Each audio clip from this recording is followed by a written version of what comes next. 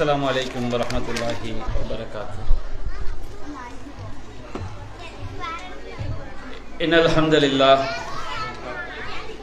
نحمده ونستعينه ونستغفره ونعوذ بالله من شرور أنفسنا ومن سيئات أعمالنا من يهده الله فلا مضل له ومن يضلله فلا هادي له وأشهد أن لا إله إلا الله وحده لا شريك له وأشهد أن محمدا عبده ورسوله أما بعد.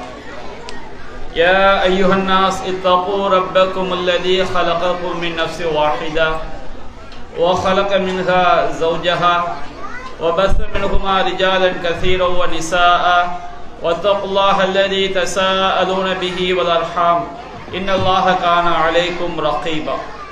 يا أيها الذين آمنوا اتقوا الله حق تقاته ولا تموتن إلا وأنتم مسلمون.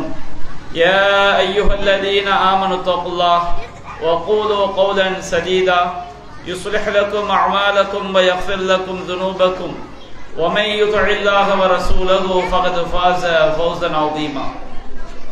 إن أصدق الحديث كتاب الله وخير الحديث حديث محمد وشر الأمور محدثاتها وكل محدثة بدعة وكل بدعة ضلالة وكل ضلالة في النار. அளவிலா அருளாளனும் நிகரிலா பேரன்புடையவனுமாகிய எல்லாம் வல்ல அல்லாஹுவின் திருப்பெயரால் ஆரம்பம் செய்கின்றேன். அந்த வல்ல நாயனின் வற்றா பெருங்கருணை அல்லாஹுவின் இறுதி தூதரும் நம் உயிரினும் மேலான நபிகள் நாயகம் ஸல்லல்லாஹு அலைஹி வஸல்லம் அவர்களின் மீதும் அன்னாரின் வழிமுறையை நெறிதவறாமல் பின்பற்றிய உத்தம சத்திய சஹாபாக்கள் மீதும் அனைத்து முஸ்லிம்கள் மீதும் நாம் அனைவரின் மீதும் என்றென்றும் நின்று நிலவட்டுமாக. அன்பிற்குரிய தாய்மார்களே, சகோதரிகளே, மாணவிகளே, பெரியோர்களே, அல்லாஹ்வுடைய மாபெரும் கிருபையினால் இந்த நிகழ்ச்சியிலே பெண்ணுரிமை காத்த பெருமானார் என்ற தலைப்பு எனக்கு தரப்பட்டிருக்கிறது. இந்த இஸ்லாமிய மார்க்கம், நம்முடைய இஸ்லாமிய மார்க்கம் பெண்களை எவ்வாறு போற்றி பாதுகாக்கின்றது, பெண்களுக்கு எத்தகைய உரிமைகளை வழங்கி இருக்கிறது, இஸ்லாம் ஒன்று மட்டும்தான்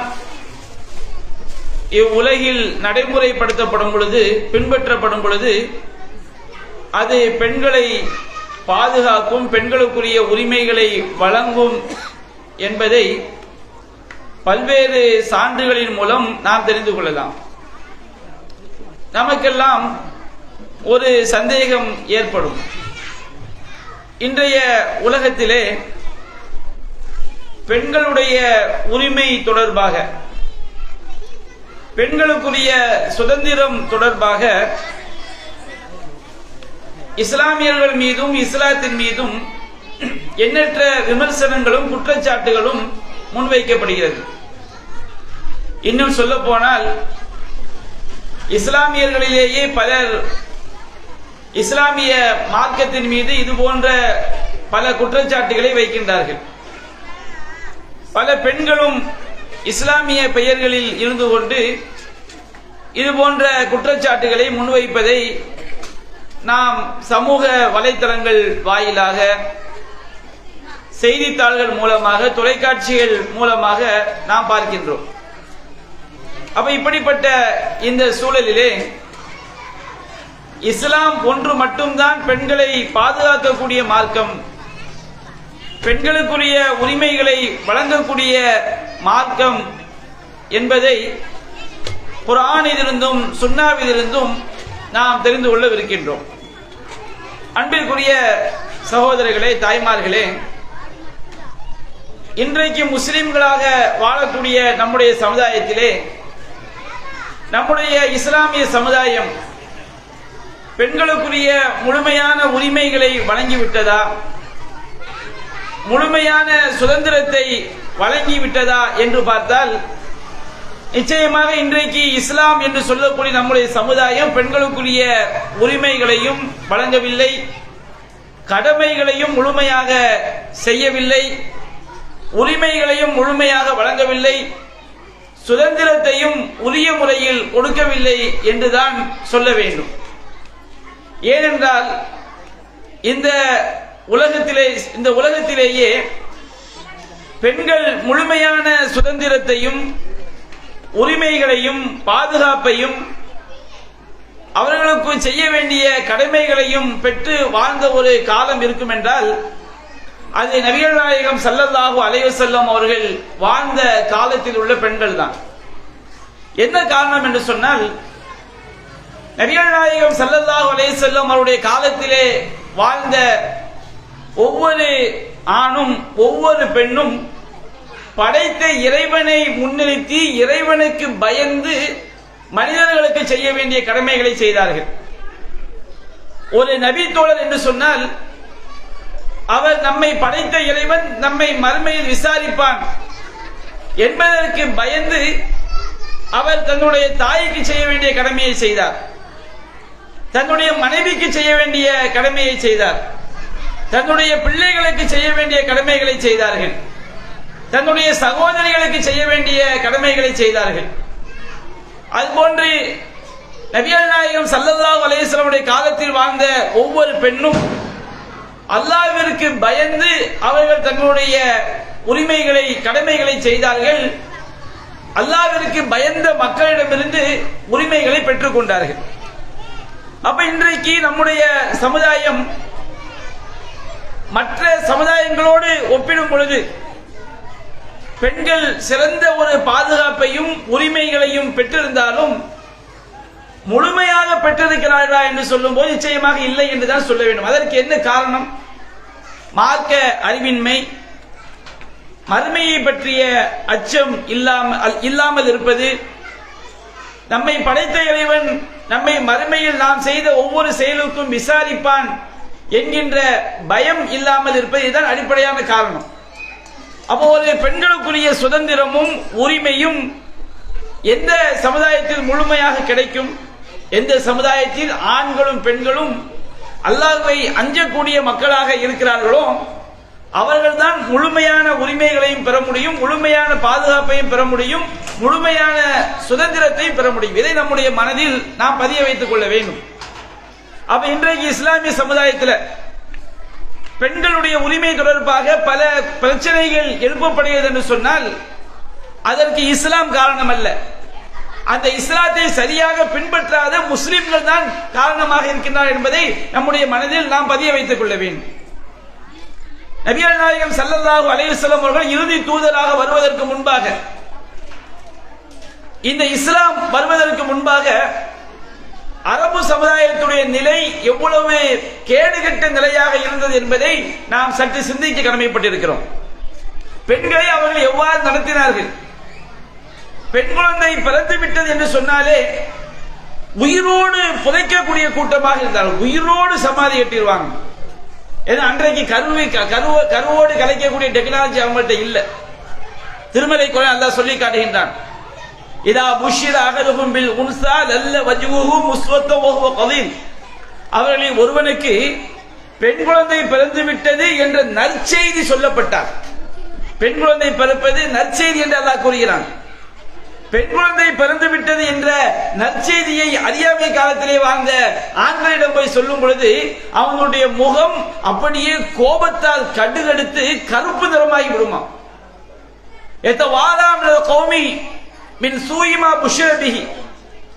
அவனுக்கு எது நற்செய்தி சொல்லப்பட்டதோ அதை கெட்டதா நினைச்சு சமுதாயத்தை விட்டு ஊரை விட்டு ஓடி ஒளிஞ்சிருவானா. பெண் குழந்தை பிறந்துட்டான், உனக்கு பொம்பளை புள்ள பிறந்திருக்குப்பா அப்படின்னு சொன்னா ஊரை விட்டு எஸ்கேப் ஆயிடுவான். ஏதாவது ஒரு திருட மாட்டிக்கிட்டான்னு சொன்னோம்னா, எவனா ஒரு தப்பு செஞ்சு கையும் களவுமா மாட்டிக்கிட்டா அவன் எப்படி ஊரை விட்டு எஸ்கேப் ஆவானோ, பல கோடிகளை வாங்கி சாப்பிட்டவன் அல்லது இழந்தவன் எப்படி ஊரை விட்டு ஓடி போவானோ, அது மாதிரி பெண் குழந்தை பிறந்துச்சுன்னு சொன்னோம்னா அவன் செய்வான், ஊரை விட்டு எஸ்கேப் ஆயிடுவான். ஊரை விட்டு ஓடி ஒளிஞ்சு அவன் நினைப்பானா இழிவோடு அந்த பிள்ளைய நாம வச்சு வளர்க்கிறதா அல்லது மண்ணில் உயிரோடு புதைப்பதா? அல்லாஹ் சொல்லினான், அலா சாமா யஹ்குமூன், அவர்கள் தீர்ப்பளிப்பது எவ்வளவு கெட்டது. பெண் குழந்தையை வளர்த்து எடுப்பதை இழிவாக கருதினார்கள். இன்றைய காலகட்டத்திலும் இஸ்லாமிய சமுதாயத்தில் அது போன்ற ஒரு நிலை இருக்கிறது. எனக்கு நடந்த ஒரு சம்பவம் சொல்லி காட்டுறேன். என்னுடைய முதல் மகள், என்னுடைய மனைவி, அவங்க டெலிவரிக்காண்டி தென்காசியில ஒரு ஆஸ்பத்திரியில சேர்த்திருந்தோம். கடையநல்லூர் பக்கத்துல வடகரை. என்னுடைய மகள் இப்ப +2 படிச்சுக்கிட்டு இருக்கிறாங்க. ஒரு 17 வருஷத்துக்கு முன்னாடி ஆஸ்பத்திரியில் நான் உட்கார்ந்து இருக்கிறேன். கடையநல்லூர் பக்கத்துல வடகரன்னு ஒரு ஊரை சொன்ன ஊரே கெட்ட நினைச்சிடாதீங்க. அந்த ஊர்ல உள்ள ஒரு சம்பவத்தை சொல்லி காட்டுறேன். ஒரு மாமியார் தன்னுடைய மருமகளை டெலிவரிக்காண்டி பிரசவத்துக்காண்டி கொண்டு வந்து சேர்த்திருக்கிறாங்க. அந்த மாமியார் ஆஸ்பத்திரி வெளியே வராண்டாவில் உட்கார்ந்துகிட்டே இருக்கிறாங்க. அவங்க என்ன சொல்லிட்டு இருக்கிறாங்கன்னா, குழந்தை பிறந்தாச்சுன்னு வந்து சொல்லப்படுது. அந்த மாமி என்ன குழந்தை பிறந்திருக்கு அப்படின்னு கேட்கிறாங்க. அப்போ நம்ம ஊர் பாஷையில பொட்ட பிள்ளை பிறந்திருக்கு அப்படியே எஞ்சி அந்த மாமி எஸ்கேப் ஆயிட்டாங்க. அவ எப்படி அவ பொட்ட பிள்ளை பிறக்கலாம்? எப்படி பொட்ட பிள்ளையை பெத்து எடுக்கலாம்? பார்க்க ஆம்பளை பிள்ளை தானே பெத்து இருக்கணும். குழந்தை ஆணாக பிறப்பது பெண்ணாக பிறப்பது அது யாருடைய கையில் இருக்கிறது என்ற எந்த விதமான அறிவும் இல்லை. குர்ஆன் அல்லாஹ் சொல்லுகின்றான், யஹபு லிமன் யஷாஉ இனாஸா வ யஹபு லிமன் யஷாஉ ذுக்கூர் அவ் யுஸவ்விஜுஹும் ذுக்ரானா வ இனாஸா வ யஜஅலு மன் யஷாஉ அகீமா.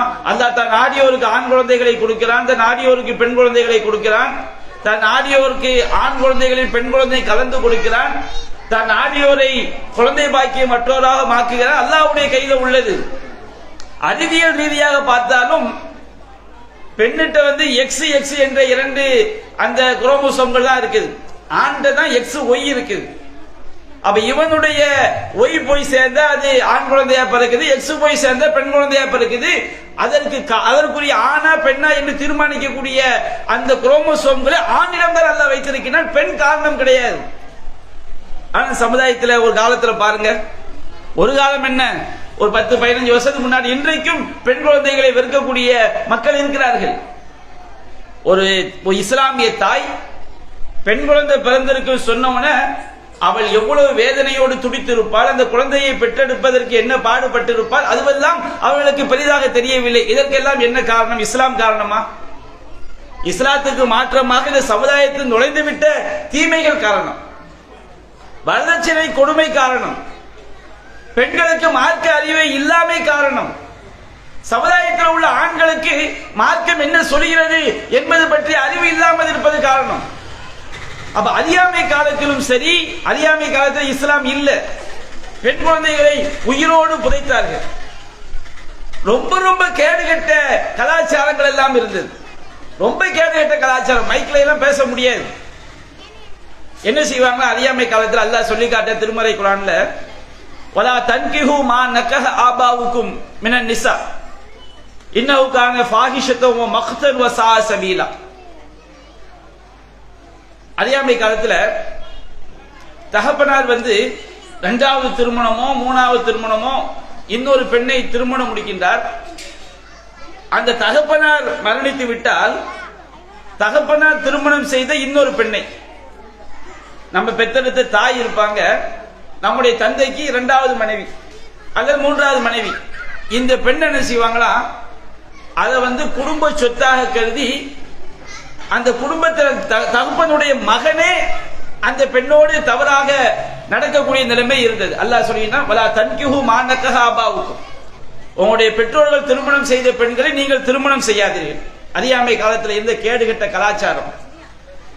இன்னஹு கான ஃபாஹிஷத்தன் வ மக்தன் வ ஸா சபீலா, அது மானக்கேடானதாகவும் அது வெறுப்பிற்குரியதாகவும் கெட்ட வழியாகவும் இருக்கிறது என்று சொல்லி அல்லாஹ் ரப்பல் ஆலமீன் திருமறை குர்ஆனை அதை கண்டிக்கின்றான். இஸ்லாம் பெண்களை காப்பாற்றியது. பெண்களுக்கு இந்த உலகத்தில் உயிர் வாழக்கூடிய உரிமையை வழங்கியது இஸ்லாமிய மார்க்கம். அறியாமை காலத்துல பெண் குழந்தை பிறந்து விட்டாலே கதற கதற உயிரோடு புதைத்தாள் அல்லவா?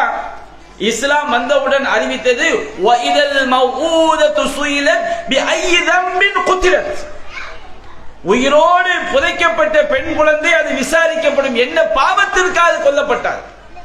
இஸ்லாம் மறுமை பயத்தை முன்னிறுத்தி அல்லாஹ்வுடைய அச்சத்தை உள்ளங்களில் ஆழ பதிய செய்து மக்களை நேர்வழிப்படுத்தியது. பெண்களுக்கு உயிர் வாழக்கூடிய உரிமையை இஸ்லாம் வழங்கியது. உயிர் வாழ்வதற்கே உரிமை கொடுக்கவில்லை. அல்லாஹ் சொன்னான், அல்லாஹ்வை அங்கிக் கொள்ளுங்கள்.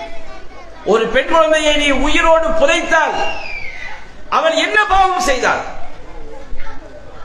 உன்னை கொலை செய்தாளா? குழந்தை எப்படி கொலை செய்ய முடியும்? உன்னை துன்புறுத்தினாளா?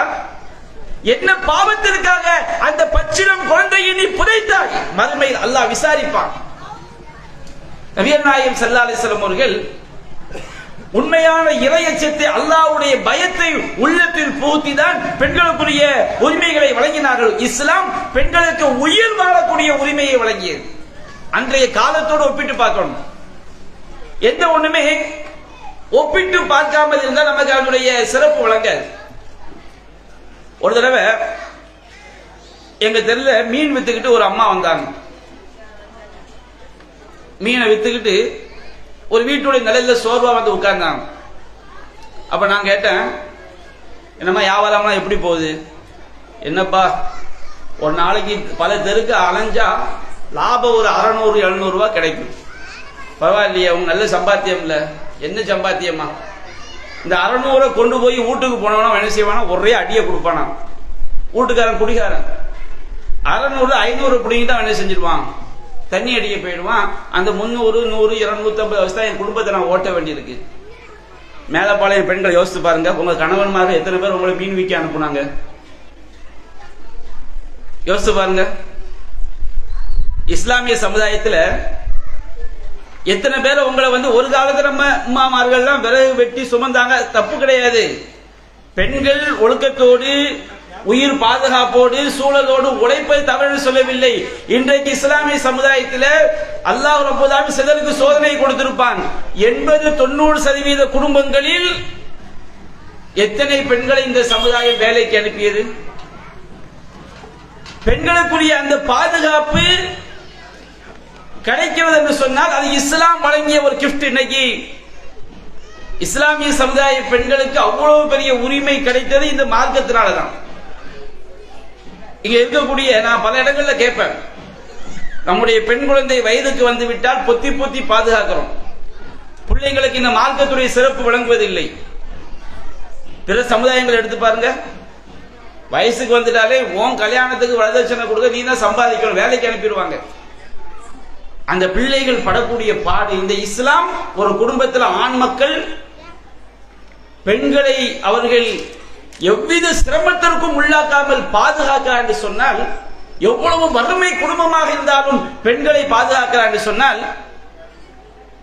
இஸ்லாம் வழங்கிய அந்த உரிமை, இஸ்லாம் இங்கே ஓரளவு வாழ்வதனால் பெண்கள் மிகப்பெரிய பாதுகாப்பை பெற்றிருக்கிறார் என்பதை தாய்மார்கள் மறந்துவிடக் கூடாது.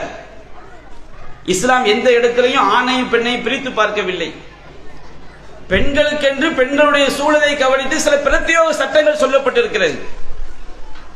எப்படி ஒரு குழந்தையாக இருக்கும் பொழுது அந்த குழந்தைக்கு எந்த தாயும் பிரியாணியை கொண்டு போய் கொடுக்க முடியாது.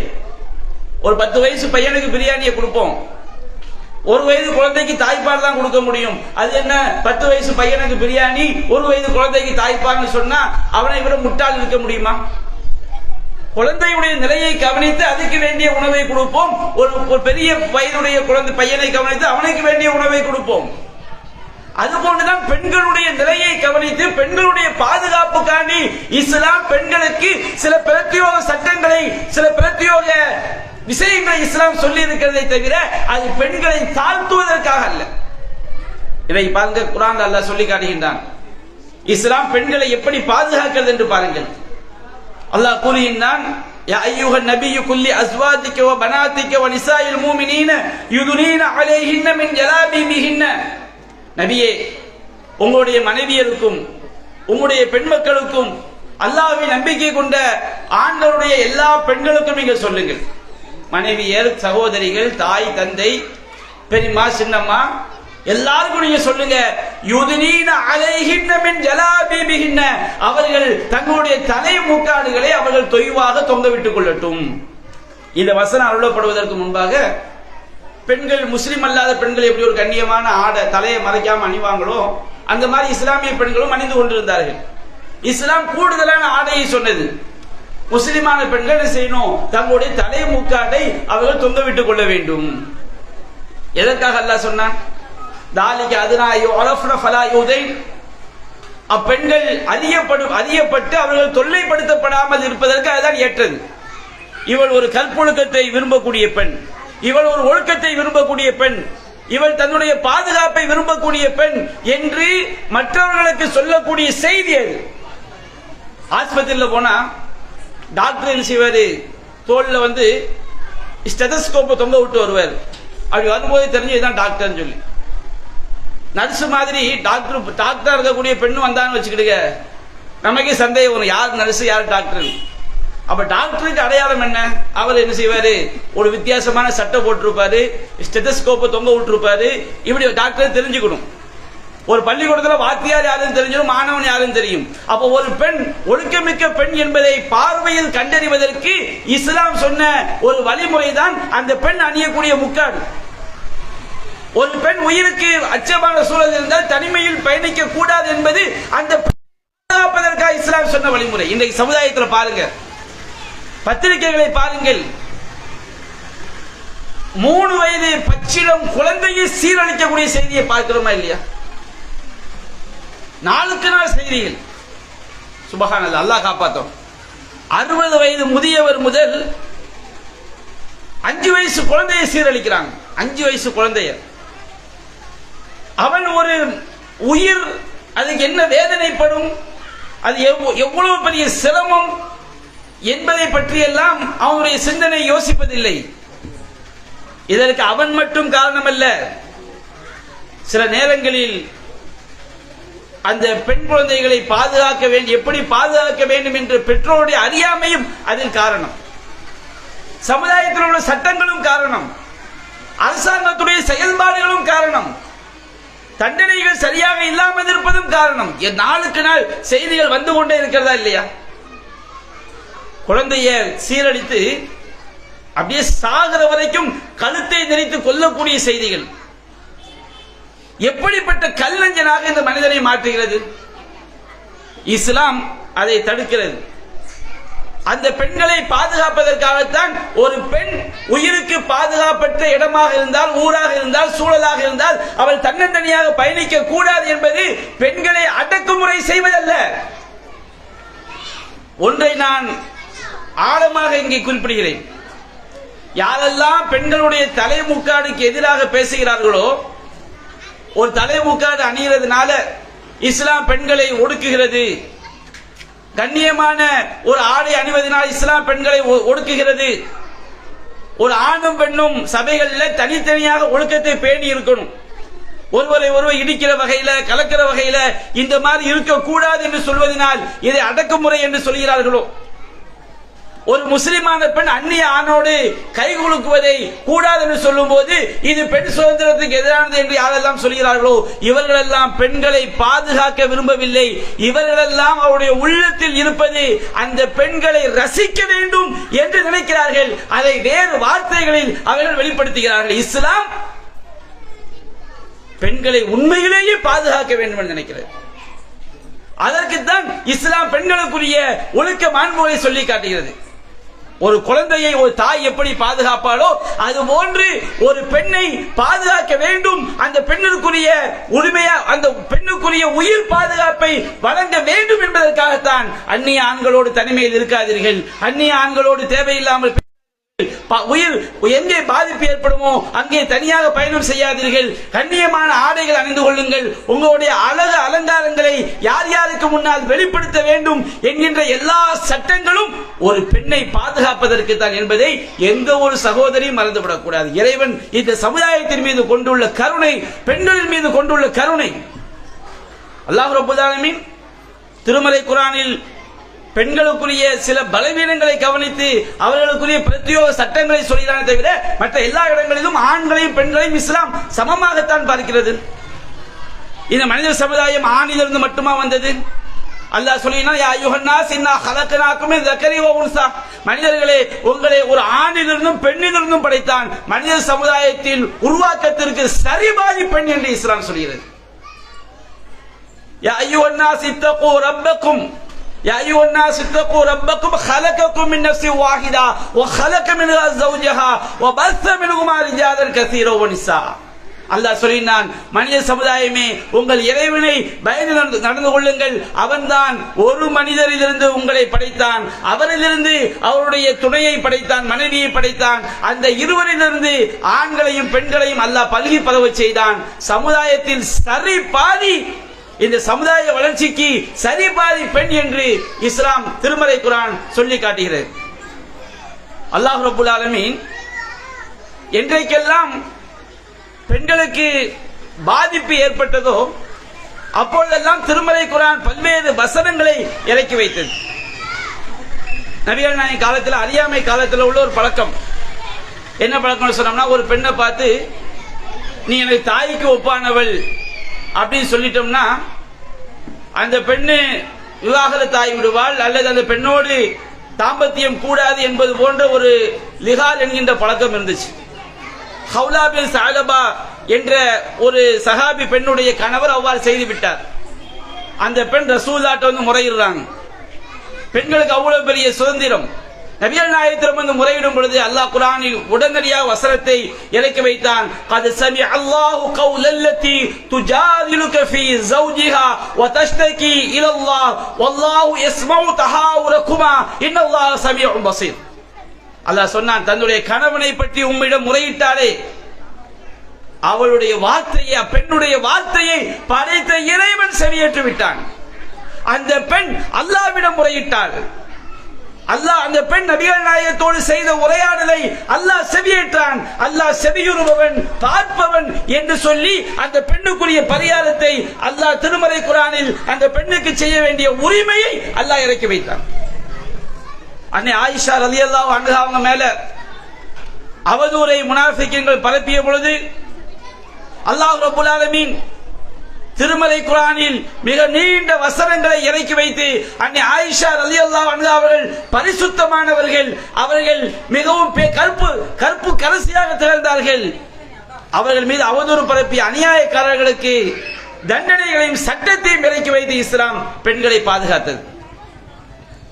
உம்மு சலமா ரலியல்லாஹு அன்ஹா அவர்கள் இன்னும் பல சஹாபி பெண்கள் இந்த மார்க்கத்துக்காக ஹிஜ்ரத் செய்து வந்தார்கள்.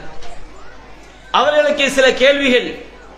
ஆண்களை போன்று பெண்களாகி நாமும் ஹிஜ்ரத் செய்கிறோம், நமக்கு ஹிஜ்ரத்துடைய சிறப்புகள் எல்லாம் திருமறை குர்ஆனில் ஆண்களை பார்த்து பேசுவதை போன்று இருக்கிறது, பெண்களுக்கு ஏதாவது கிடைக்குமா, பெண்களுக்கு உண்டா என்கின்ற சந்தேகம் ஏற்படும் பொழுது திருமறை குர்ஆன் பதிலளித்தது. ஃபஸ்தஜாப லஹும் ரப்புஹும், அவருடைய இறைவன் அவர்களுக்கு பதிலளித்தான். அன்னி லா உதியு அமல் ஆமிலி மின்கும் மின் ஸக்கரி வ உன்ஸா, ஆணாக இருந்தாலும் சரி பெண்ணாக இருந்தாலும் சரி, உங்களில் யாருடைய நற்செயல்களையும் நான் வீணாக்க மாட்டேன் என்று பெண்களுடைய மனக்குறையை அல்லாஹ் போக்கினான். ஒட்டுமொத்த ஈமான்தாரிகளுக்கும் அல்லாஹ் இரண்டு பெண்களைத்தான் முன்னுதாரணமாக சொன்னான்.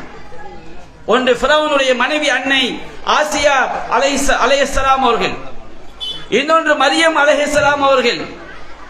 ஹஜ் என்ற வழிபாடு, ஹாஜிரா அலைஹிஸ்ஸலாம் என்ற அந்த பெண்ணுடைய தியாகத்தின் அடிப்படையில் தான் ஹஜ் என்ற வழிபாடு கட்டியெழுப்பப்பட்டிருக்கிறது. அல்லாஹ்வின் தூதர் இந்த உலகத்திலேயே மிகவும் மனிதர்களிலேயும் மிகவும் நேசத்திற்குரியவர் யார் என்று கேட்கும் பொழுது அன்னை ஆயிஷா ரலியல்லாஹு அன்ஹா அவர்களை தான் குறிப்பிட்டார்கள். நபிகள் நாயகம் ஸல்லல்லாஹு அலைஹி வஸல்லம் அவர்கள் தன்னுடைய மனைவியையும் அன்னை ஹதீஜா ரலியல்லாஹு அன்ஹா அவர்களையும் தன்னுடைய மகள் ஃபாத்திமா ரலியல்லாஹு அன்ஹா அவர்களையும் உலகத்தில் உள்ள சொர்க்கத்து பெண்களுக்கு தலைவியாக அவர்கள் உருவாக்கி காட்டினார்கள், மார்க்கத்தை போதித்தார்கள். இஸ்லாம் எந்த இடத்திலும் பெண்களை குறைத்து மதிப்பிடவில்லை. ஆண்களுக்கு எப்படி கற்கக்கூடிய உரிமையை இஸ்லாம் வழங்கியதோ அதுபோன்று பெண்களுக்கும் கல்வி கற்கும் உரிமையை இஸ்லாம் வழங்கியது. குர்ஆன்ல அல்லாஹ் சொல்லக்கூடிய கல்வி தொடர்பான எல்லா வசனங்களும் ஆணுக்கும் பெண்ணுக்கும் சமம். வகுர் ரப்பி ஸித்னி இல்மா, இறைவா எனக்கு கல்வி ஞானத்தை அதிகரிப்பாயாக என்ற வசனம் ஆண்களுக்கு மட்டுமா? பெண்களுக்கும் சேர்த்துதான். யூத்தில் ஹிக்மத மயஷா, யாருக்கு அல்லாஹ் நாடியோருக்கு ஞானத்தை கொடுக்கிறான். வமை யூத்தல் ஹிக்மா ஃபகத் ஊதிய கைரன் கஸீரா, யாருக்கு ஞானம் வழங்கப்பட்டதோ அவர்கள் ஏராளமான நன்மைகள் வழங்கப்பட்டவர்கள். இது ஆண்களுக்கு மட்டும் உரிய வசனமா, பெண்களுக்கும் உரிய வசனம் தான்.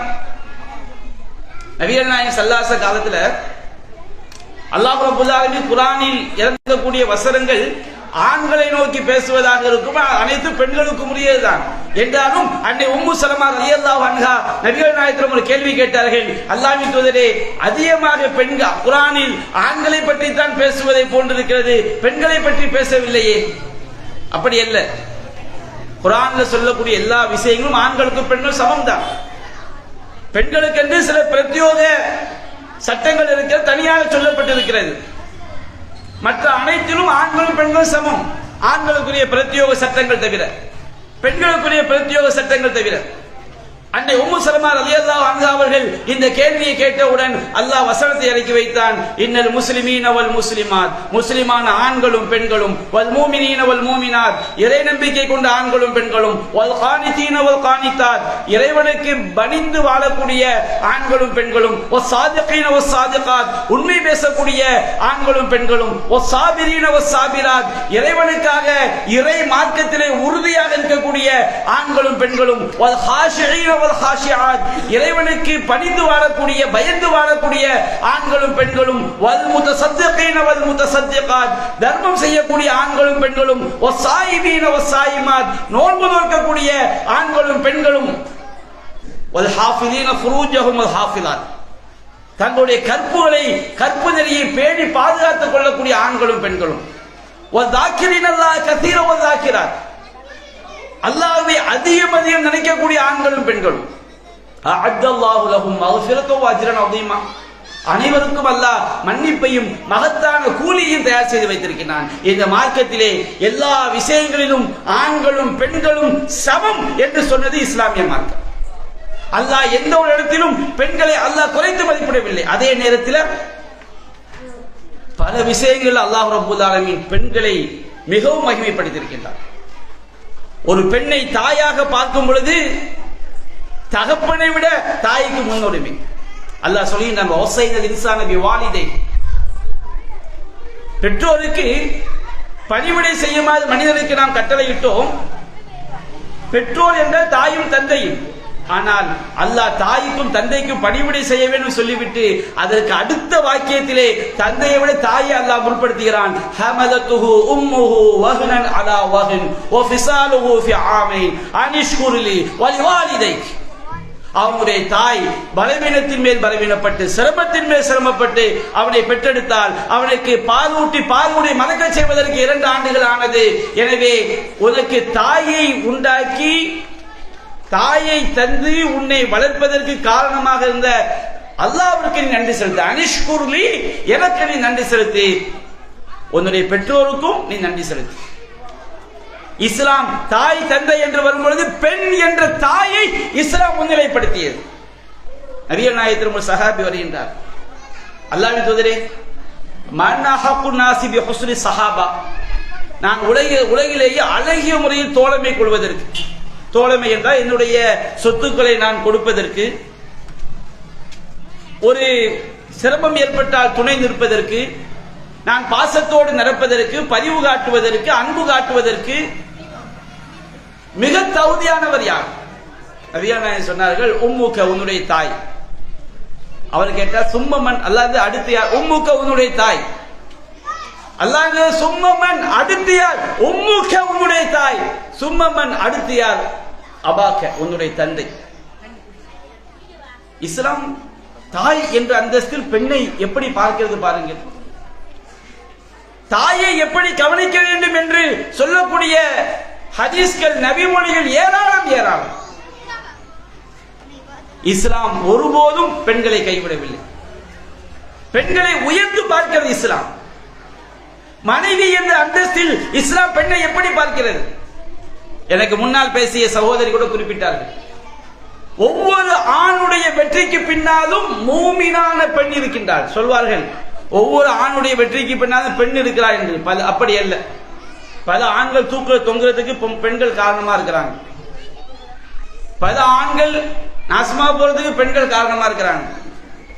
ஆனால் ஒரு மூமினான ஆணுடைய சொர்க்கம் என்ற வெற்றிக்கு பின்னால் கண்டிப்பாக ஒரு மூமினான ஒரு பெண் இருக்கின்றார்.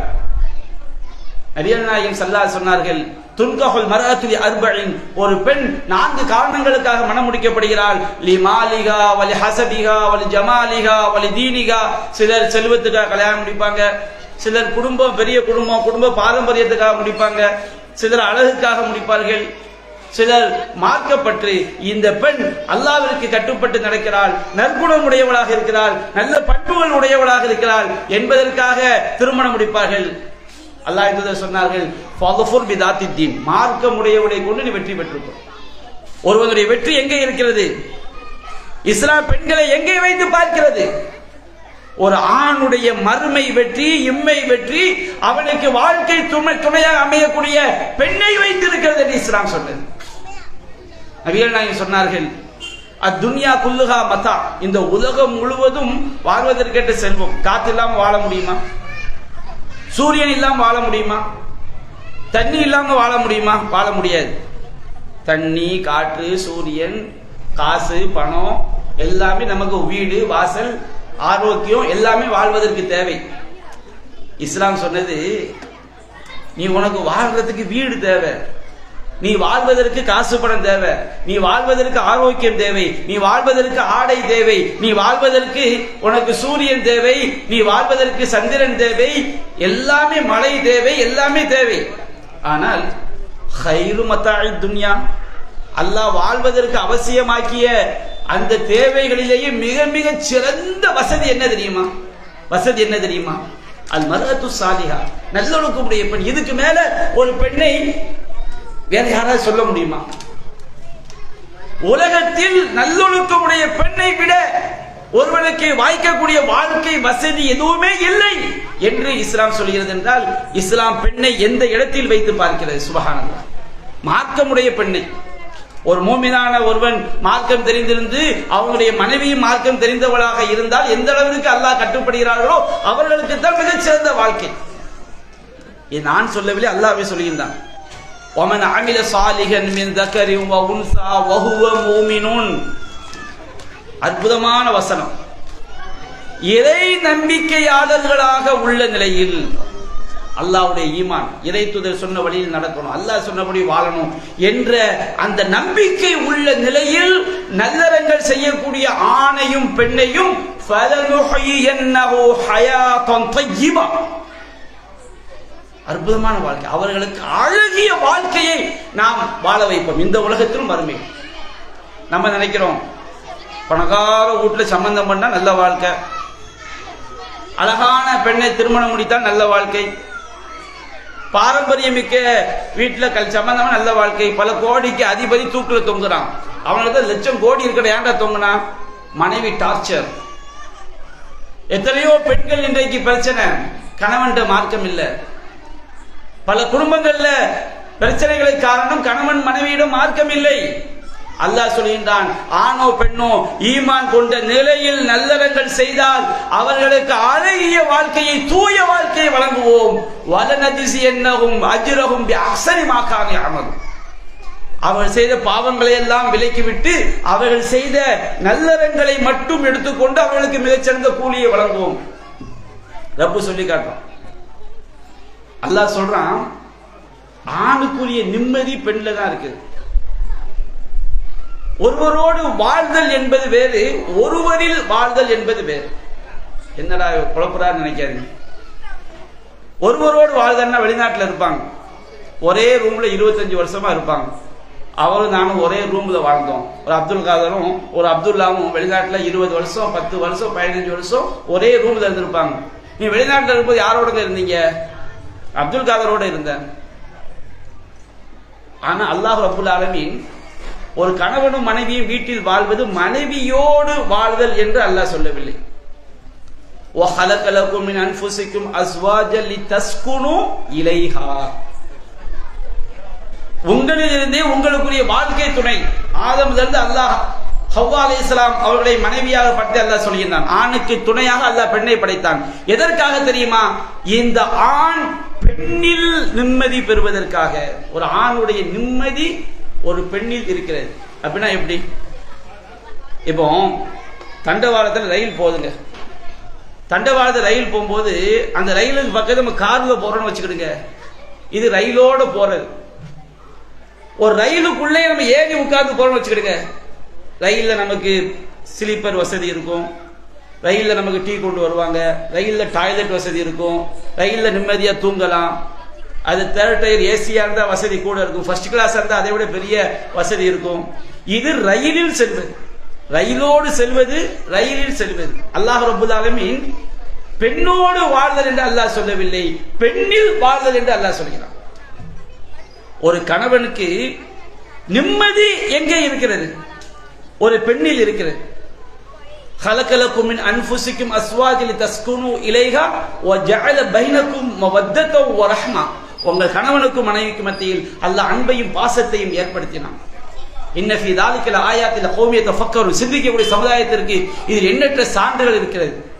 ஒரு கணவனும் மனைவியும் மூமின்களாக இருந்தால் அங்கே ஒரு பெண்ணில் தான் ஒரு ஆணுக்குரிய நிம்மதி இருக்கிறது. இன்றைக்கு நிறைய பேர் மனைவியோடு வாழ்கிறார்களே தவிர மனைவியில் வாழ்பவர்கள் எத்தனை பேர்? நபிகள் நாயகம் ஸல்லல்லாஹு அலைஹி வஸல்லம் அழகாக சொன்னார்கள், ஒரு கணவன் தன்னுடைய மனைவியை எப்படி பராமரிக்க வேண்டும் என்று. ரசூல் ஸல்லல்லாஹு அலைஹி வஸல்லம் சொர்க்கத்துடைய தலைவர், அல்லாஹ்வுடைய கலீல்.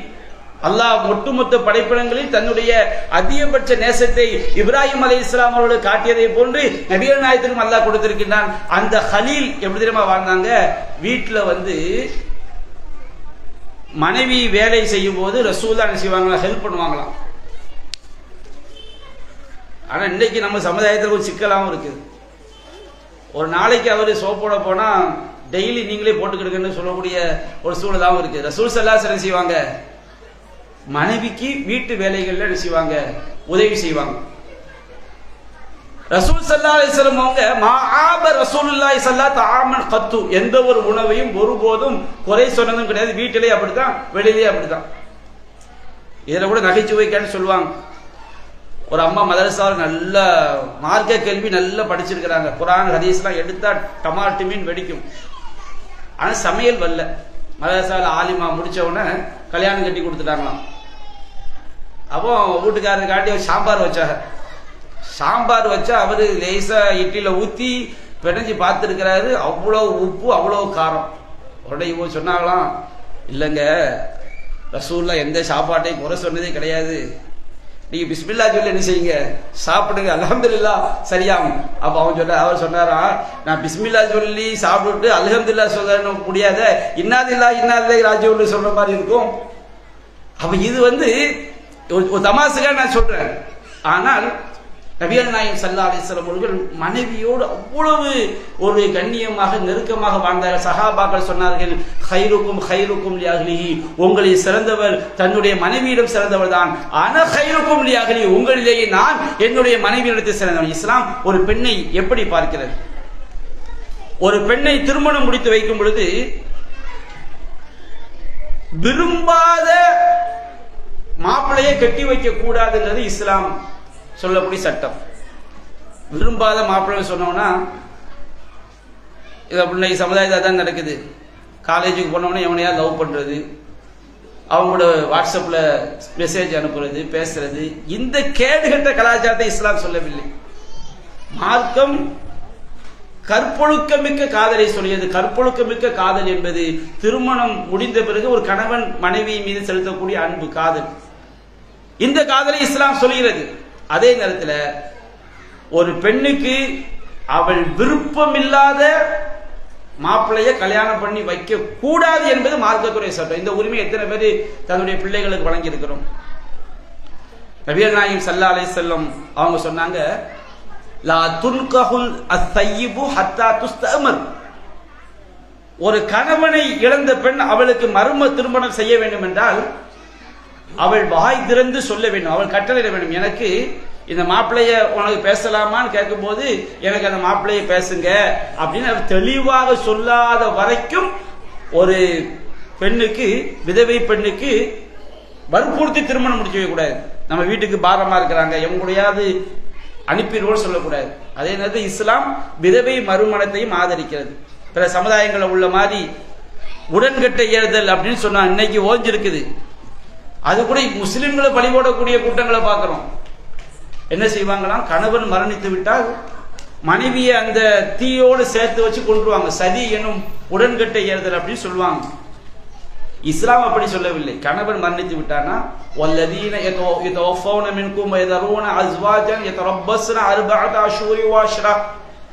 எந்த பெண்ணுடைய கணவர் மரணித்து விட்டால் அந்த பெண்கள் தம்முடைய கணவருக்காக 4 மாதம் 10 நாட்கள் மறு திருமணம் செய்யாமல் காத்திருக்க வேண்டும். வீட்டுக்குள்ள இத்தாங்கிற பேர்ல பூட்டி வைக்கிறது இல்லை. சமுதாயத்தில் அந்த கொடுமையெல்லாம் நடக்குது. இத்தாங்கிற பேர்ல அதுலயும் எங்க தாயுடைய தாய் அவங்க கணவர் வஃபாத்தானவன என்ன செஞ்சாங்கன்னா இத்தா ஓலப்பாய வச்சு அதுல சாணி இருக்கு பாருங்க, சாணி. அந்த ஓலப்பாயில சில ஓட்டை இருக்குது, சூரிய ஒளி உள்ள வருதான். சாணியை கரைச்சு அதுல வச்சு என்ன செய்யறாங்க, பூசுறாங்க. கடுமையான வறுமை, சாப்பாடு கொடுக்க ஆள் கிடையாது. பக்கத்து வீட்டுல ஒரு நல்ல மனுஷன் என்ன செய்வார்னா தட்டுல சோத்தை வச்சு அந்த இத்தாக்கு கீழே ஊடி, அந்த ரூம் இருக்கா இல்லையா, அது கீழே ஊடி உள்ள தள்ளி விட்டோன்னா எடுத்து சாப்பிடுவாங்க. இது 10-25 வருஷத்துக்கு 30-35 வருஷத்துக்கு முன்னாடி உள்ள சம்பவத்தை நான் சொல்றேன். வயிற்றுல குழந்தை உண்டாயிருந்தா அந்த அம்மா இத்தாக்குள்ள போக கூடாதான். என்னப்பா வயிற்றுல ஆம்பளை பிள்ளை இருந்து பார்த்துட்டா எவ்வளவு கேடுகட்ட சமுதாயமா நம்முடைய சமுதாயம் இருந்திருக்கு பாருங்க. சுபான அல்லாஹ் காப்பாற்றணும். கோடி போடுவாங்க, கோடினா 1 லட்சம் 2 லட்சம், அந்த கோடி இல்லை. கணவன் இறந்து போயிட்டான்னு சொன்னோம்னா அந்த பெண்ணுடைய அண்ணன் தம்பி வீட்டுல இருந்து வெள்ளை துணியை கொண்டு வந்து கட்டுவாங்க. அதுக்கு பேர் கோடியா. இன்னைக்கும் பல இடங்கள்ல இருக்குது. இங்க இருக்குதா கோடி போடுறது? அல்லாஹ் காப்பாற்றணும். இத்தா காலம் என்பது ஒரு பெண் மறு திருமணம் செய்வதற்கு தடை செய்யப்பட்ட காலம். அந்த காலகட்டத்திலே ஒரு பெண் நகை கணவனுக்கு அலங்கரிக்கிற மாதிரி அலங்கரிக்க கூடாது, நகை அணியக்கூடாது, மருதாணி போடக்கூடாது. அது கணவனுக்காக அவள் கவலையோடு துக்கமாக இருக்க வேண்டிய நாள். யார் மரணித்தாலும் சரி 3 நாளைக்கு மேல கவலையோடு இருக்கக்கூடாது. கணவனுக்காக மட்டும் ஒரு பெண் 4 மாதம் 10 நாள் அவள் காத்திருக்க வேண்டும். அது கணவன் மூலமாக அவருடைய கருவில் குழந்தை உண்டாக இருக்கிறதா இல்லையா என்பதை வெளிப்படுத்துவதற்காக. அப்போ அல்லாஹ் சொல்றான், கணவனை இழந்த பெண்கள் 4 மாதம் 10 நாட்கள் காத்திருக்க வேண்டும். ஃபைதா பலகன அஜலஹுன்ன, அவர்கள் தங்களுடைய தவணையை அடைந்து விட்டால் ஃபலா ஜுனாஹ அலைக்கும் ஐயன்கு, அவர்கள் தங்கள் விஷயத்தில் அவர்கள் என்ன முடிவெடுத்தாலும் அவர்கள் மீது குற்றம் இல்லை. அல்லாஹ் ரப்பல் சொல்லிக்கிறார். விதவை மறு திருமணத்தை செய்து காட்டிய மார்க்கம் இஸ்லாமிய மார்க்கம். இன்னைக்கு இந்த உரிமையெல்லாம் சமுதாயத்தில் மார்க்கம் தெரியாத எத்தனை பேர்? நபிகள் நாயகம் ஸல்லல்லாஹு அலைஹி வஸல்லம் அவங்களுடைய காலகட்டத்தில் சஹாபாக்கள் ஒரு பெண்ணு இத்தா காலத்தில் இருக்கும்போது அந்த பெண்ணை மறு திருமணம் செய்வதற்கு விரும்புவாங்க. இது இஸ்லாம் அனுமதித்த உரிமை. அப்ப அல்லாஹ் சொன்னா அலிமல்லாஹு அன்னக்கும் சததுகுருனஹுன்ன, ஒரு பெண் மரணித்து விட்டால், ஒரு கணவன் மரணித்து விட்டால் அந்த பெண்ணை திருமணம் செய்வதற்கு நீங்க நினைக்கிற அவருடைய மார்க்க அறிவு, அவருடைய குணநலன்கள் எல்லாம் பாத்தீங்க, திருமணம் செய்ய நினைப்பீர்கள் என்பது அல்லாஹ்விற்கு தெரியும். ஆனா இத்தா காலம் முடியறதுக்குள்ள நீங்க நேரடியா போய் நான் உன்னை கல்யாணம் பண்ணிக்கிறேன் அப்படி சொல்லாதீங்க. நேர்மையான வார்த்தையை பேசுங்க, மறைமுகமான சொல்லுங்க. இப்படிலாம் இஸ்லாம் அனுமதி கொடுக்குது. ஒரு பெண்ணுடைய கனவு இறந்து விட்டால் ஒரு மார்க்கம் தெரிந்த ஒரு மனிதர் செய்யலாம், அந்த பெண்ணை சந்திச்சு உங்களை மாதிரி ஒரு நல்ல பெண்ணை நான் திருமணம் செய்யலாம்னு நினைக்கிறேன், இப்படி சொல்லலாம் என்று இஸ்லாம் சொல்கிறது. வீட்டுக்குள்ள பூட்டி வச்சா அது பெண்ணுக்கு வழங்கக்கூடிய உரிமை எப்படி ஆகும்? அப்ப இஸ்லாம் விதவை திருமணத்தை மறு திருமணத்தை வழிகாட்டிய மார்க்கம் இஸ்லாம். அதே போல் நபிகள் நாயகம் சொன்னார்கள், லா துன்கஹுல் பிக்ரு ஹத்தா யுஸ்தஅதன், ஒரு கன்னிப்பெண் அவள் அனுமதி அவளிடம் அனுமதி கோரப்படும் வரை அவளுக்கு கல்யாணம் முடிச்சு வைக்க கூடாது. அல்லாஹ்வின் தூதரே, ஒரு கன்னிப்பெண் அனுமதினா எப்படி? ஏமா உனக்கு இந்த மாப்பிள்ளையை பேசி இருக்குது. அந்த காலத்துலனா கொஞ்சம் வெக்கப்படுவாங்க. அந்த காலத்துல என்ன செஞ்சிருவாங்க, பிள்ளைகள்லாம் கொஞ்சம் வெக்கம்லாம் கம்மியாக தான் இருக்கு. எனக்கு அந்த மாப்பிள்ளை வாண்டான்னு ஒரே அடி அடிச்சிருங்க. அந்த காலத்துல எனக்கு தெரிஞ்சு என்ன செய்வாங்கன்னா, ஒரு பொண்ணுக்கு அந்த காலம் சொல்ல 10-25 வருஷத்துக்கு முன்னாடி ஒரு பொண்ணுக்கு மாப்பிள்ளை பேசுனா வச்சுக்கிடுங்க, அந்த மாப்பிள்ளை தெருல வந்தாலே இந்த அக்கா என்ன செய்யணும், சமையல் கட்டில் போய் ஒளிஞ்சுக்கணும். அவ்வளவு வெக்கம். இன்னைக்கு அப்படி கிடையாது. அல்லாஹா பார்த்தோம். மாப்பிள்ளை பொண்ணு பேசுனா நைட்டுக்கே என்ன செய்வாங்க, மாப்பிள்ளைகிட்ட இருந்து போன் வந்துடும், வீடியோ கால். பாப்பாவும் அம்மாவும் தண்ணியில் உட்காந்துட்டு, என்னம்மா என் புள்ள மாப்பிள்ளைகிட்ட பேசிக்கிட்டு இருக்கிறான், பேசுறேன்னு வச்சுக்கிடுங்க, எனக்கு அந்த பொண்ணு வேண்டாம், எனக்கு இந்த மாப்பிள்ளை வேண்டாம். அவ்வளவு ஒரு கேடுகட்ட கலாச்சாரம் பல இடங்கள்ல வந்துகிட்டு இருக்கு. அல்லாஹ் காப்பாத்து. திடீர்னு மாப்பிள்ளை செத்து போயிட்டா இதா இருக்கவா முடியும்? இது இஸ்லாம் அனுமதிக்கவில்லை. இஸ்லாம் ஒரு கன்னி பெண்ணாக இருந்தாலும் அவளுக்கு அனுமதி அளிக்காம அவளுக்கு திருமணம் முடிச்சு வைக்கும். அனுமதி, இந்த மாப்பிள்ளையை பேசலாமான்னு அவள்கிட்ட விருப்பத்தை கேட்கணும். நபிகள் நாயகம் ஸல்லல்லாஹு அலைஹி காலத்துல ஒரு இளம்பெண் ரசூலுல்லாஹ் வராங்க. அல்லாஹ்வின் தூதரே, எங்க தகப்பனார் என்ன செஞ்சிட்டாருன்னா, அவர் சொத்தை பாதுகாக்கணுங்கிறதுக்காண்டி முறை மாப்பிள்ளையை கட்டி வச்சிட்டார். சில குடும்பத்தை அப்படி செய்வாங்க, முறை மாப்பிள்ளை பொண்ணுக்கு பிடிக்காது, ஏன்னா சொத்து குடும்பத்தை தாண்டி வெளியே போயிடக்கூடாதுங்கிறதுக்காண்டி முறை மாப்பிள்ளைக்கு என்ன செஞ்சிட்டாங்க, கட்டி வச்சுட்டாங்க. ரசூலுல்லாஹ்ட்ட எங்க வாப்பா இப்படி செஞ்சிட்டாங்க. ரசூலா உடனே அந்த திருமணத்தை ரத்து பண்ணிட்டாங்க. அங்க விவாகரத்து தலாக்கெல்லாம் கிடையாது, திருமணம் ரத்து. இஸ்லாம் பெண்களை பாதுகாத்தது. விரும்பாத மாப்பிள்ளையை கட்டி வச்சார், திருமணம் ரத்து.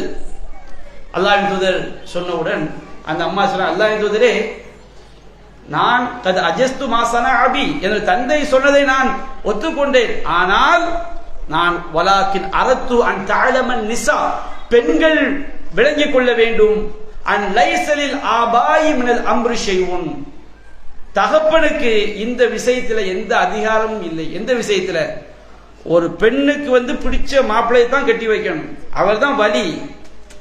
ஆனால் ஒரு தன்னுடைய மகளாக இருந்தாலும் சகோதரியாக இருந்தாலும் மாப்பிள்ளை பிடிக்கலையா, பிடிக்காத மாப்பிள்ளைய வலுக்கட்டாயமா தள்ளக்கூடிய உரிமை தகப்பனுக்கு கிடையாது. அந்த விஷயத்துல தகப்பனுக்கு என்ன கிடையாது, அதிகாரம் கிடையாது.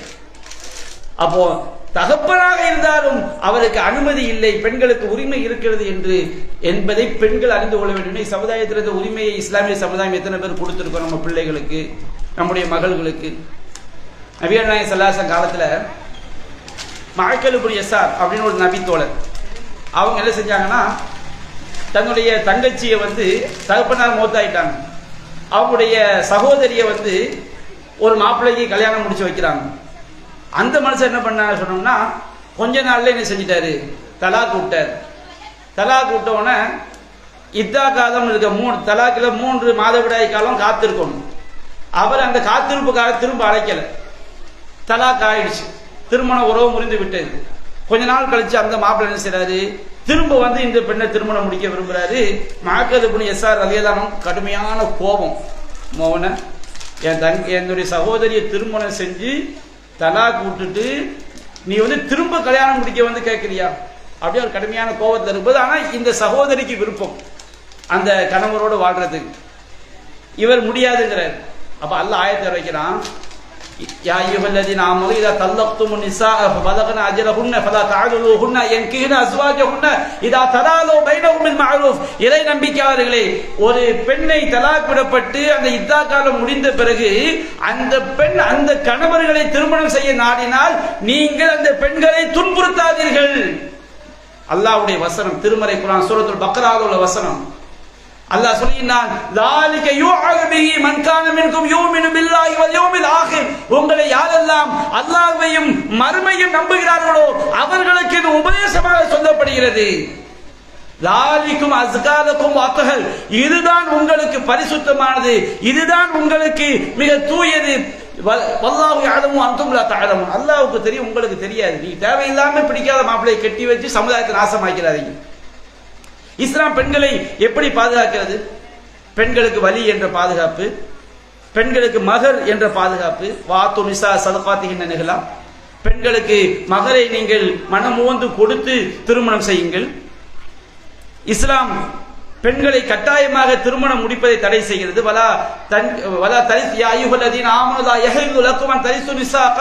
பெண்களை வலுக்கட்டாயமாக திருமணம் செய்வது உங்களுக்கு கூடாது என்று இஸ்லாம் சொல்கிறது. அதே போன்று நபிகள் நாயகம் சொன்னார்கள், இத்தகுல்லாஹ ஃபின்னிஸா, ஆண்களுக்கு சொன்னார்கள் பெண்கள் விஷயத்திலே அல்லாஹ்வை அஞ்சிக் கொள்ளுங்கள். ஃபஇன்னகும் அஹத்துமூஹுன்ன பி அமானத்தில்லாஹ், அல்லாஹ்வுடைய அமானிதமாக அந்த பெண்களை பெற்றுக் கொள்கிறீர்கள். எவ்வளவு அற்புதமான வாசகம் பாருங்க. அமானிதம்னா யாருடைய அமானிதம்? அல்லாஹ் தந்த அமானிதம். அல்லாஹ் பிள்ளைகள் அல்லாஹ் தந்த அமானிதம். பெண் என்பவள் ஒரு கணவனுக்கு சொத்து கிடையாதுல்ல.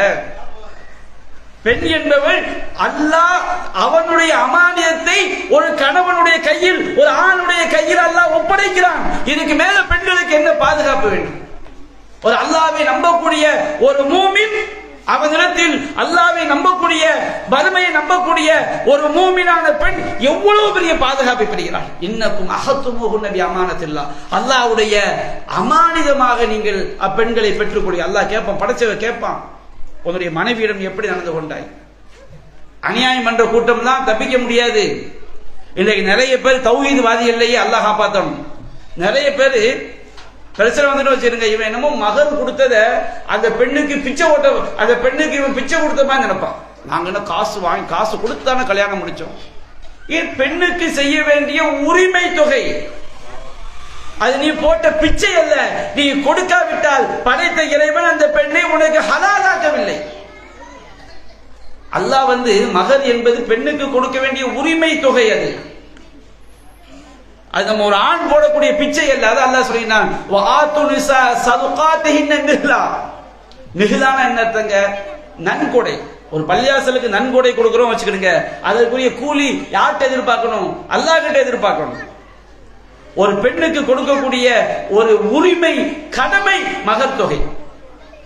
அப்ப அல்லாஹ் ரப்பல் ஆலமீன் பெண்கள் விஷயம், பெண்கள் அமானிதம் என்று அல்லாஹ் சொல்கின்றான். வஸ்தஹலல்தும் ஃபுரூஜஹுன்ன பிகலிமத்தில்லாஹ், அல்லாஹ்வுடைய உத்தரவை கொண்டு அவருடைய கற்புகளை நீங்கள் ஹலாலாக்கி கொண்டீர்கள். அந்த பெண்கள் உங்களுக்கு செய்ய வேண்டிய கடமை என்ன? வலக்கும் அலைஹின் அல்லா யூத்தின ஃபுருஷக்கும் மன் தக்ரஹுனும். கணவன் யாரை வெறுக்கிறானோ அது நியாயமா இருந்தா கணவனுடைய வீட்டுக்குள்ள அவங்களை அனுமதிக்காம இருப்பது பெண்களுடைய கடமை. ஏன்னா குடும்பத்தில் நிறைய பிரச்சனை. கணவன் ஒரு ஆள்கிட்ட பேசாதங்கிறான், அது நியாயம் இருக்கு. பக்கத்து வீட்டு பொம்பளை ரொம்ப புறம் பேசிக்கிட்டே இருக்கிறா. கணவன் மனைவிட்ட சொல்றான், ஏமா அந்த பொம்பளை வீட்டுக்குள்ள கூடாது. ஒரு மனைவி கட்டுப்படணும். அதுக்கு நம்ம அநியாயமா அவங்க வாப்பா வீட்டுக்கு போகக்கூடாது, உமா வீட்டுக்கு போகக்கூடாது, அநியாயமா சொன்னா கட்டுப்பட வேண்டியது இல்லை. உண்மையிலேயே கணவன் ஒரு விஷயத்தை பயப்படுறான், அது நியாயம் இருக்கும் பொழுது அந்த பெண் அந்த கணவனுக்கு கட்டுப்பட வேண்டும். அல்லாஹ் சொல்லி காட்டுறான். அல்லாஹ் ஆண்களுக்கு, நபிகள் ஆண்களுக்கு சொன்னார்கள், வலஹுன்ன அலைக்கும் ரிஸ்குஹுன்ன கிஸ்வத்துஹுன்ன பில் மஅரூஃப். அந்த பெண்களுக்கு ரிஸ்க் கொடுப்பதும் ஆடை அணிவிப்பதும் உங்களுக்கு கட்டாய கடமை என்று ஆண்களுக்கு அல்லாஹ் சொல்கிறான். நபிகள் நாயகத்தின் சஹாபி கேட்டால், அல்லாஹ் என்பதிலே எங்களுடைய மனைவிமார்களிடம் நாங்கள் எதை செய்ய வேண்டும், எதை செய்யக்கூடாது? நபிகள் நாயகம் சொன்னார்கள், அவள் உன்னுடைய விளைநிலம், உன்னுடைய சந்ததியை உருவாக்குவதற்குரியவள் உன்னுடைய மனைவி. உனக்கு மனைவியின் மூலமோ சந்ததியை நீ தேடிக்கொள். கைர அல்லாஹ் ததுரிபில் வஜ், ஒருபோதும் மனைவியை முகத்தில் அடித்து விடாதே. வலா துகப்பிஹ், அசிங்கமாக பேசி விடாதே. எத்தனை பேர் எத்தனை ஆண்கள் அதை பின்பற்றாங்க? மனைவிய முகத்துல அடிக்காதன்னு இஸ்லாம் சொல்லுது. கோபம் வச்சுக்கிடுங்க. அந்த கொஞ்சம் 10-25 வருஷத்துக்கு முன்னாடி எல்லா வீட்லையும் பெரிய ஆள் என்ன செய்வாங்க, வீட்டுக்காரி தெருவில் எழுத்து போட்டு சாத்துறது தான். அல்லாஹ் காப்பாத்தோம். மார்க்க அறிவு கிடையாது. இன்னைக்கும் பாருங்க, வீட்டுக்காரி 9 இந்த பிள்ளைகளை ஃபுல்லாக கையில் வச்சுக்கிட்டு, லக்கேஜ் ஃபுல்லாக கையில் வச்சுக்கிட்டு பஸ் வந்துடும். இவர் வேகமாக மேலே ஏறிட்டு ஏறும் பாரு, கொஞ்சம் தடுமாறு ஒன்றை பத்துறது 4 யானையை பற்றிட்டு போதான்னு அடுத்து என்ன செய்வார்? பஸ் ஸ்டாண்டில் வச்சுட்டு எல்லாரும் முன்னாடி வச்சுக்கிட்டு மனைவியை இழிவாக பேசுறது. நபிகள் நாயகம் வலா துகப்பி, அசிங்கமாக பேசாது. சில ஆட்கள் மனைவிட்ட அவங்க பார்த்தியா ரொம்ப சூப்பராக இருக்கிறாங்க, அவங்க கல்யாணம் முடிச்சுக்கலாம்னு நினச்சிக்கிறேன். மனைவி ஒரு மனுஷி, அவளுக்கு ஒரு ஆன்மா இருக்குது. நம்முடைய வார்த்தையோட உள்ளத்தை குத்தும் கொடையும் அப்படிங்கிற எந்த இது இல்லாமல் பேசுவாங்க. அதே உன்னுடைய மனைவி உன்னை பார்த்து அவன் ரொம்ப சூப்பராக இருக்கிறான் அப்படி சொன்னா நீ தாங்குவியா? நபி என்ன சொல்றாங்க, வலா துகப்பி, அசிங்கமாக பேசாது. ஆதுஇம் இதா ஊதுஇம்த, உனக்கு அல்லாஹ் ரிஸ்க் தரும்போது, வருமானத்தை தரும்போது உன்னுடைய மனைவிக்கு உணவளிக்க வேண்டும். வருமானம் இல்லை, ஏதோ கூழோ கஞ்சியோ குடிச்சு மனைவி சகிச்சு போகணும். நல்ல காசு வருது, நீ மட்டும் ஹோட்டலில் போய் கிரில் சிக்கன் 65 எல்லாத்தையும் தின்னுட்டு பாபநாசத்துக்கு டூர் போய் அங்கே போய் தண்ணிக்குள்ள நின்றுக்கிட்டே தட்டில் வச்சு ரொட்டியை சாப்பிட்டு வீட்டில் ஒரு ஜீவன் இருக்குது, அதுக்கு கொடுக்காட்ட நீ மனுஷன் கிடையாது. எல்லாம் அவனுக்கு ரிசுக்கு தர்றானா? இன்னைக்கு அது மேதப்பாடி சொல்ல வேண்டிய அவசியம் இல்லை. ஞாயிற்றுக்கிழமை ஆயிட்டாலே திருநெல்வேலி எல்லா ஹோட்டல்லையும் சுபஹானல்லாஹ் நிறைஞ்சுதான் இருக்குது. இன்னும் பண்பாடு நல்லா வளரணும். அத்தொழில் இதா உத்தொழித்த, உனக்கு அல்லாஹ் உணவு தரும்போது நல்ல ரிஸ்க தாராளமா தரும்போது மனைவிக்கு நீ உணவளி வக்சு இதத்தசைத்த, அல்லாஹ் உனக்கு நிறைய ஆடைகளை தரும் பொழுது நீ அது மாதிரி மனைவிக்கும் நிறைய ஆடைகளை வாங்கி கொடு. வலா தஹஜுர் இல்லா ஃபில் பைத், நீ மனைவியை வெறுப்பை காட்ட வேண்டும் என்றால், கண்டிக்க வேண்டும் என்றால் வீட்டுக்குள் வைத்துதான் கண்டிக்க வேண்டும். நடுத்தல வச்சு 4 பேருக்கு மத்தியில மாமியாருக்கு முன்னாடி வச்சு மாமனாருக்கு முன்னாடி வச்சு இந்த வேலையெல்லாம் பார்த்தா அது ஒரு மூமினுடைய பண்பு கிடையாது. மனைவியை நீ வெறுப்பை காட்டணுமா கண்டிக்கணுமா வீட்டுக்குள்ள வச்சு 4 சோத்துக்குள்ள வச்சு ரூமுக்குள்ள வச்சு கண்டி. எத்தனை பேர் எத்தனை மூமின்கள் இன்றைக்கு இதை பின்பற்றக்கூடிய சமுதாயமா இருக்கிறோம். பெண்களுக்கு இஸ்லாம் சொத்துரிமையை வழங்கி இருக்குது. எத்தனை பேர் சொத்தை கொடுக்கிறோம்? குர்ஆன்ல அல்லாஹ் சொல்லி காட்டுது, ரிஜால் நஸீபு மிம்மா தரக்கல் வாலிதானி வல் அக்ரபூன் வலி நிசாயி நஸீபு மிம்மா தரக்கல் வாலிதானி வல் அக்ரபூன் மிம்மா கல்ல மின் வகஸர். தாய் தந்தை விட்டுட்டு போன சொத்து ரொம்ப கம்மியா இருந்தாலும் ரொம்ப அதிகமா இருந்தாலும் 50 ரூபா விட்டுட்டு போனாலும் அவங்களுக்கு வந்து ஆணுக்கும் பங்கு இருக்கு பெண்ணுக்கும் பங்கு இருக்கு. 5 கோடி ரூபா விட்டுட்டு போனாலும் ஆணுக்கும் பங்கு இருக்கு பெண்ணுக்கும் பங்கு இருக்குது. ஒரு ஆணுக்கு கிடைக்கிற மாதிரி பாதி ஒரு பெண்ணுக்கு சொத்துல பங்கு கொடுக்கணும். அது பெண்களுக்கு கிடைக்கக்கூடிய அநியாயம் அல்ல. ஏனென்றால் ஒரு பெண்ணுக்கு பாதி என்று அவளுக்கு எந்த கடமை இஸ்லாத்துல கிடையாது. ஒரு ஆணுக்கு அப்படி இல்லை. தாயை கவனிக்கணும், மனைவியை கவனிக்கணும், மகளை கவனிக்கணும், மகர் கொடுக்கணும், தலாக் விட்டா ஜீவனாம்சம் கொடுக்கணும், எல்லா கடமைகளையும் சுமத்தி ஒரு ஆம்பளைக்கு 1 லட்சம் ரூபாய் சம்பளம் வரியை போட்டு 75,000 ரூபாய் பிடிங்கிட்டு 25,000 சம்பளம், பேருக்கு 1 லட்சம், கையில கிடைக்கிறது எவ்வளவு? 25,000. ஆனா ஒரு பெண்ணுக்கு சம்பளம் 1 லட்சம் என்றால் எந்த வரியும் இல்லாமல் அவளுக்கு கிடைக்கிற சம்பளம் மாதிரி. இதை சில ஆட்கள் என்ன செய்வாங்க, ட்விஸ்ட் பண்ணுவாங்க. ஒரு மறுமையை நம்பிய மார்க்கத்துல ஒரு ஆண் என்பவன் சகோதரியை கவனித்தாக வேண்டும். ஒரு சகோதரி கல்யாணம் முடிச்சு கொடுத்தாச்சு, திடீர்னு வீட்டுக்காரன் வாண்டேன்னு சொல்லிட்டான். அந்த சகோதரி எங்கதான் வரும்? வாப்பம்மா இருந்தா வாப்பம்மா வீட்டுக்கு போகும், இல்லைன்னா சகோதரனை கவனித்தாக வேண்டும். கவனித்தாக கூடாது என்று சொல்லக்கூடிய உரிமை சகோதரனுக்கு கிடையாது. அது இஸ்லாம் டபுளா சொத்தை கொடுக்கும். ஆனா ஒரு சகோதரனுக்கு திருமணம் முடிச்சு கொடுத்தாச்சு, அந்த மனைவி கணவனை கொலா விட்டா, சகோதரி வீட்டுல போய் உட்கார முடியுமா? ஏதோ ரொம்ப ரேரா பெரிய பணக்கார குடும்பமா இருந்தா வா அண்ணன் வா தம்பின்னு வச்சுக்கலாம். எந்த ஆம்பளை பெண் வீட்டுல போய் உட்கார முடியுமா? பெண்ணுக்கு சகோதரிக்கு ஒரு பிரச்சனைனா யார் வீட்டுல வந்து உட்காருவாங்க? சகோதரன் வீட்டுல வாப்பம்மா இல்லாட்டா சகோதரன் வீட்டுக்கு வரணும். சகோதரன் அவங்களை கவனிக்க வேண்டிய பொறுப்பு சகோதரனுக்குரியது. இப்படி பல காரணங்களை முன்வைத்து இஸ்லாம் ஆணுக்கு டபுளாகவும் பெண்கள் பாதியாகவும் கொடுக்குது. இது பெண்களுடைய பாதுகாப்புக்காக.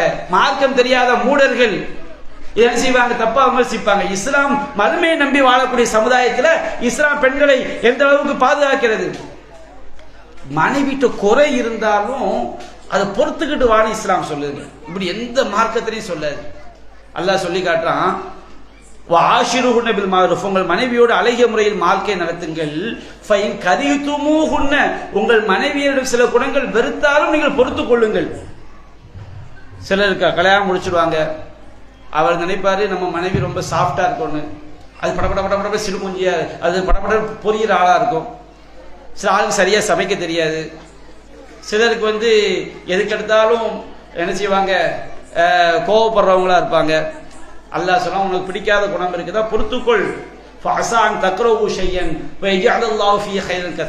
நீங்கள் ஒரு குணத்தை வெறுத்தால் ஏராளமான நன்மைகளை அந்த குணத்தில் அல்லாஹ் வைத்திருப்பான். ஒரு அம்மா என்ன செய்யலாம், படப்படவும் பேசலாம் கணவனை, ஆனா அந்த குடும்பத்தையே ஒற்றுமைப்படுத்தக்கூடிய தன்மை அந்த பெண்ணுக்கு அல்லாஹ் கொடுத்திருக்கிறான். பல பாக்கியங்கள் அதுல இருக்கும். அல்லாஹ் லா யஃப்ருக்கு மூமினுன் மூமினத்தன், எந்த ஒரு இறைநம்பிக்கை கொண்ட ஆணும் இறைநம்பிக்கை கொண்ட பெண்ணை வெறுக்க வேண்டாம். என் கரிய மின்ஹா ஹுலுக ரலிய மின்ஹா ஆகர், ஒரு குணத்தை வெறுத்தால் மற்றொரு குணத்தை பொறுத்து கொண்டு வாழுங்கள். இஸ்லாம் எல்லா விதத்திலும் பெண்களை பாதுகாக்கிறது. தலாக் விடப்பட்ட பெண்களுக்கு ஜீவனாம்ச உரிமையை இஸ்லாம் கொடுக்கிறது. கணவனை பிடிக்காவிட்டால் ஹுலா செய்யக்கூடிய உரிமை, கணவனை விட்டு பிரிந்து வாழக்கூடிய உரிமையை இஸ்லாம் கொடுக்கிறது. இப்படி எல்லா விஷயத்திலும் இஸ்லாம் பெண்களை பாதுகாக்கிறது. அல்லாஹ் ரப்பல் ஆலமீன் உண்மையிலேயே பெண்களை பாதுகாக்கக்கூடிய மார்க்கம், பெண்களை பெண்களுக்குரிய உரிமைகளை வழங்கக்கூடிய மார்க்கம் இஸ்லாத்தை தவிர ஒன்றும் கிடையாது. ஆனால் இவையெல்லாம் எதை முன்னிறுத்தி, அல்லாஹ்வுடைய பயத்தை முன்னிறுத்தி, நான் இறைவனை அஞ்சக்கூடியவனாக இருந்தால் நான் இறைவனுக்கு பயந்து என்னுடைய தாயை கவனிக்க வேண்டும், மனைவியை கவனிக்க வேண்டும், மகளை கவனிக்க வேண்டும், சகோதரியை கவனிக்க வேண்டும், என்னை சுற்றி வாழக்கூடிய பெண்களை எல்லாம் கவனிக்க வேண்டிய பொறுப்பை எனக்கு அல்லாஹ் தருகிறது, இறைவனுடைய கூலியை எதிர்பார்த்து. அதுபோன்று பெண்களும் இறைவனுக்கு கட்டுப்பட்ட பெண்களாக இருந்தால் அந்த சமுதாயம் மிகச்சிறந்த வாழ்க்கையை பெறலாம். இஸ்லாம் ஒன்று மட்டும்தான் பெண்களை பாதுகாக்கக்கூடிய மார்க்கம் என்பதை நாம் விளங்கி அந்த கொள்கைகளை ஈமானோடு வாழ்ந்து ஈமானோடு மரணிக்க வேண்டும் என்று கூறி என்னுடைய உரையை நிறைவு செய்கின்றேன். வாஹிரு தஅவானா அல்ஹம்துலில்லாஹி ரப்பில் ஆலமீன்.